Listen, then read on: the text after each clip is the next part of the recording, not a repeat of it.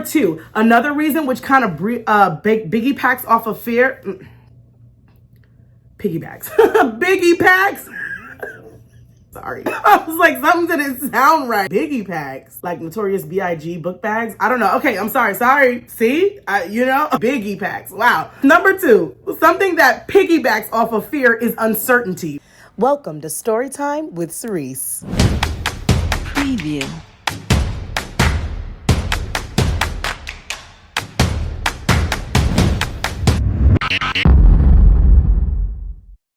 And now, let's all welcome your host, Sirece Thomas.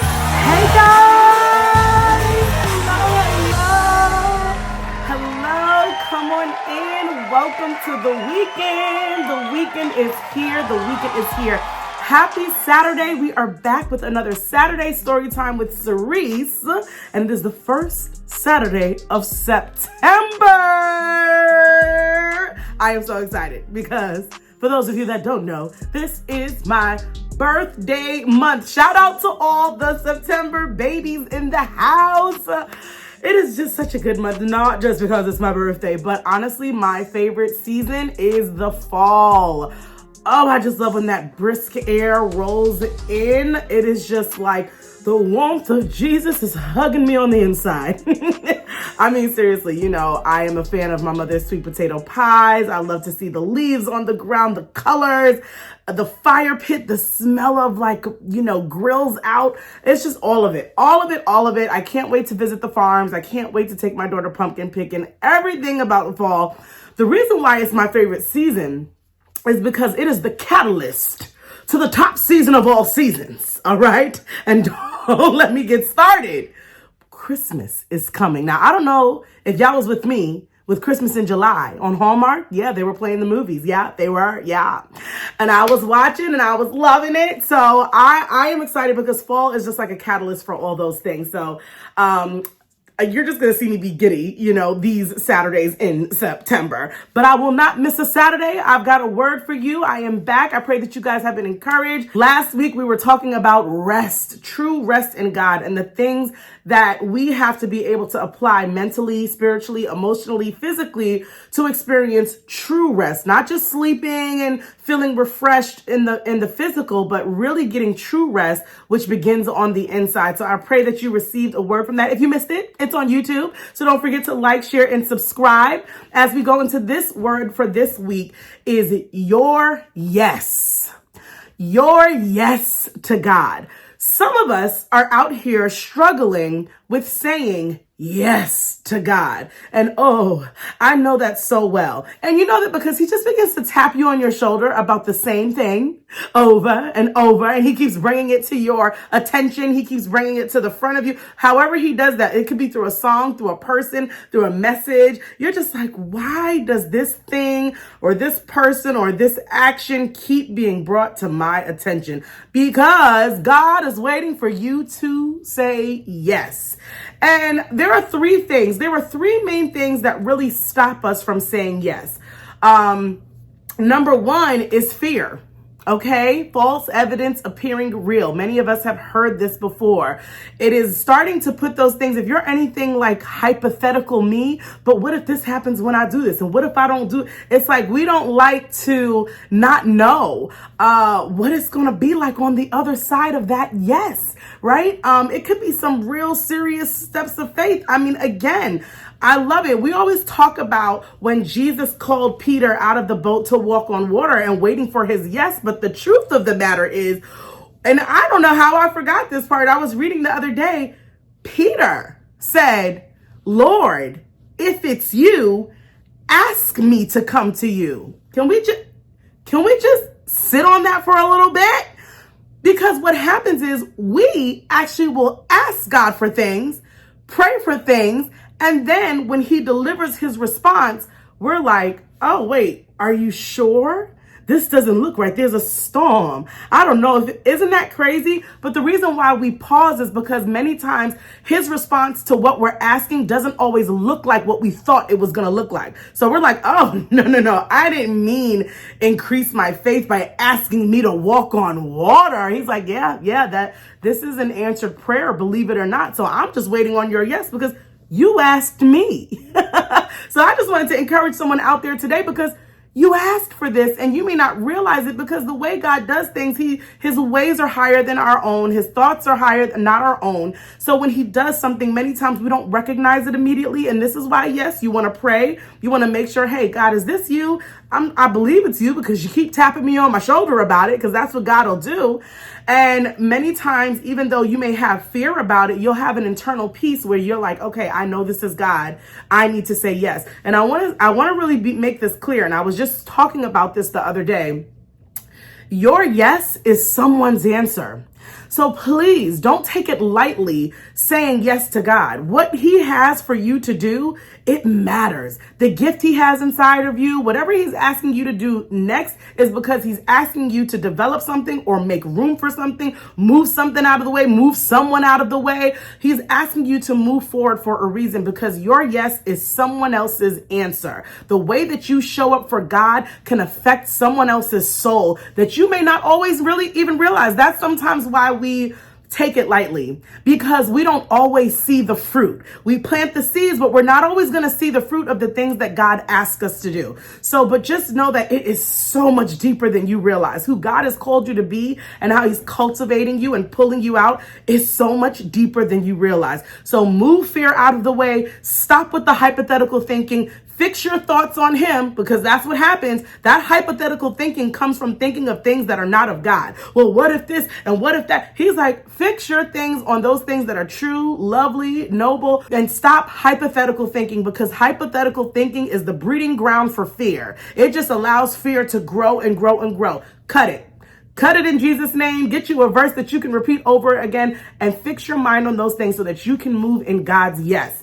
Okay. And in order to move in God's yes, you got to know the why. And again, the why is because your yes is someone's answer. It's not just about us. We always kind of get wrapped up in, well, why does God want me to do this? Does he want me? Does he want people to see me? Maybe, maybe not. But there's a much, much bigger plan that is beyond you. A while ago, I talked about a message where God, he blesses you so that you can be a blessing to others and glorify his name. So when God asks you to do something and when you say yes, it's a ripple effect. It's not just about blessing you. It's about blessing you so that you can be it's about blessing you so you can be a blessing to others so that you can glorify God. Your yes is a ripple effect. God's plan is multi-leveled and we will never always understand how deep that plan goes. Number 2, another reason which kind of biggie packs off of fear. Piggybacks. Biggie packs. Sorry. I was like, something didn't sound right. Biggie packs. Like Notorious B.I.G. book bags. I don't know. Okay, I'm sorry. Biggie packs. Wow. Number 2, something that piggybacks off of fear is uncertainty, right? We don't say yes because we are not sure. Is this God? You have to be able to recognize God's voice. And the only way to do that is constantly being in his word, in prayer, in worship, in praise, surrounding yourself by messages, making sure you're in community with other like-minded believers. I'm telling you, it makes the world of a difference. Okay. When you are surrounding yourself with the things of God, because just like when you hang out with somebody over and over again, if you have a spouse, if you have a wife or a husband, or you have a child, or you have a best friend and you're always on the phone, you can recognize their voice. You ever just hear somebody talking, girl, I knew that was you, boy, I heard you from a mile away. You just know their essence. Not only did you know it was their voice, if you were uncertain about it, you hear them speaking and then you hear something they say and you're like, okay, that's definitely something they would say. So it all matches up. You need to be certain about God's voice. And in order to do that, you have to know not just how he sounds, but would he say that, right? You have to be familiar with the essence of God and the pattern of how he works in your life. He talks to everybody very differently and very uniquely according to your level of spirituality, And so how he speaks to someone else is not how he's going to speak to you. So don't be looking to get your answer through other people. I'm not saying that it won't come that way, but you have to be able to recognize his voice, because it can be through other people that also deter you off the path. So you want to be certain about God's yes. Get in his word, get around him, continue to understand his essence. And don't just do it just to get an understanding. Do that because simply being in relationship with God handles a whole plethora of things. Being made aware of his presence, just being in his presence is a joy-filled thing. Day to day, night to night, being surrounded by his love, there is nothing that compares to that. And then it comes with all the perks, okay? So always test your heart. Test your heart posture. Why are you spending time with God? Just like with people, you don't want to just take advantage of people. Oh, I just want the blessing. Oh, I just want the answer. I just wanted to make sure. No, you want that relationship because you don't want to wait till midnight. Remember that song? Don't wait till midnight to try to get in relationship with God. Always be in relationship with God so that the moment he comes and he's like, this is it, you know that that is God. So you offset fear with faith and you offset uncertainty with relationship. Okay? You have to have relationship, because I was going to say you offset uncertainty with trust, but how can you trust God when you don't have a relationship with him? Okay? So that's number 2. And number 3, the last thing that I want to share, the reason why we don't say yes is because it's uncomfortable. It's uncomfortable. Many times when God is asking you to do something and he's waiting for your yes, it's pulling you out of your comfort zone, right? It's pulling you in a place where you will be stretched. You will begin to do things that either you haven't done in a long time or you never thought you would do. You might have even said no. You might have even declared it to people. I will never do that. 2 hours later, you're doing it full in. You said yes to God. You had no idea. God knows what's best for you. We think we know what's best for ourselves. We try to learn ourselves. But once again, the best way to know ourselves is to know God. And so sometimes we think we know what we would never do. And that's why I say, please, people that say this is just how I am, I always say be careful, right? Because you want to make sure you give God room to add to who you are and maybe even take away a few things, okay? You don't want to just, this is just how I am. Nope, that's just my attitude. Easy. All right. Because you want to allow God to continue to grow you in that area, to allow him to shift your mindset, to soften your attitude, to melt your heart a little bit in certain areas, maybe to shift your tone in the way you talk to people. It could be a couple of things. Sometimes we take a little bit too much pride in who we think we are, and we have not yet arrived. Listen, I struggle with that. I understand. I'm always speaking from a place of I'm right here with you on the journey, not necessarily at the destination, but I've seen it done. I've seen where God says, hey, I know you call yourself an introvert, but I'm here to call you out in this season. And I'm just like, okay. And look, I love it because God cares for us carefully. One of my favorite parts of a verse, carefully. He's very careful. He doesn't just push us out there. He doesn't give you more than you can handle. He will give you the opportunity to take baby steps to the next step. Okay. So that you, even though you're feeling discomfort, and remember, there's a thin line with discomfort and peace. You can still be uncomfortable and have the peace of God in you, knowing that he's calling you out there. I can't imagine how uncomfortable Peter was stepping outside of that boat. How uncomfortable, how much fear, how much uncertainty. But because he had faith in God and because he had a relationship with Jesus prior to stepping out on that boat and remembering, hey, I asked for this, he was able to feel uncomfortable but have peace that, hey, if he's saying I can come to him, then he can do that. You know what I'm saying? And although this is uncomfortable, I have peace. And when he was out on that water, the one thing we want to make sure is to keep your eyes on him when you say yes. Because do you think the enemy's not going to try to deter you even after you say yes? You don't think that, the enemy's like, she said yes. All right, on to the next. Maybe sometimes, but sometimes he's like, I'm going to get her to turn around. I'm going to get her to forget that this ain't it. I'm going to get her to think that this wasn't God after all because she's starting to sink.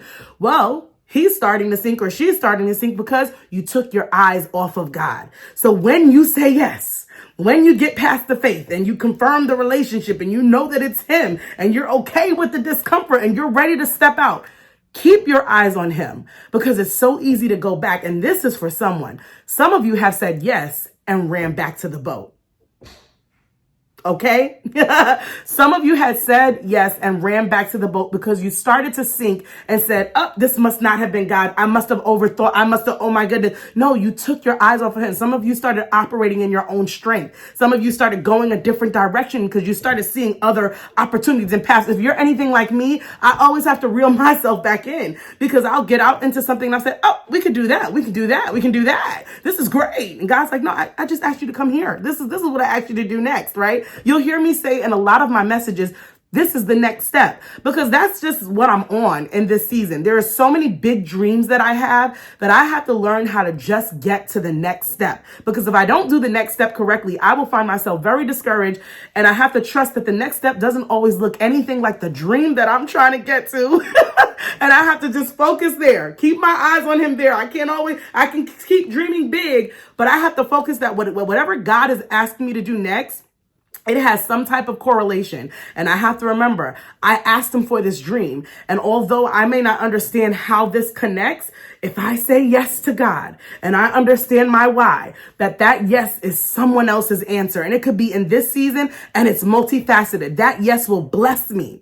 As you let go of holding on to your life, you will gain the life that God has for you in abundance. You will gain joy. You will gain peace. You will gain stability. You will gain mental rest in a world that is constantly trying to keep us feeling crazy, okay? So you got to let go of the idea of what the pathway to that dream looks like and allow God to orchestrate that, because you may have this vision, but what God is going to do is something bigger and greater than what you could have ever thought of. You've got to trust him. I love that verse that says, humans make plans, but God has the final say. And what is the other one? It says, God laughs when we make plans. And I think it's so funny. It's not that he's mocking us. It's just like, whew, if only he knew.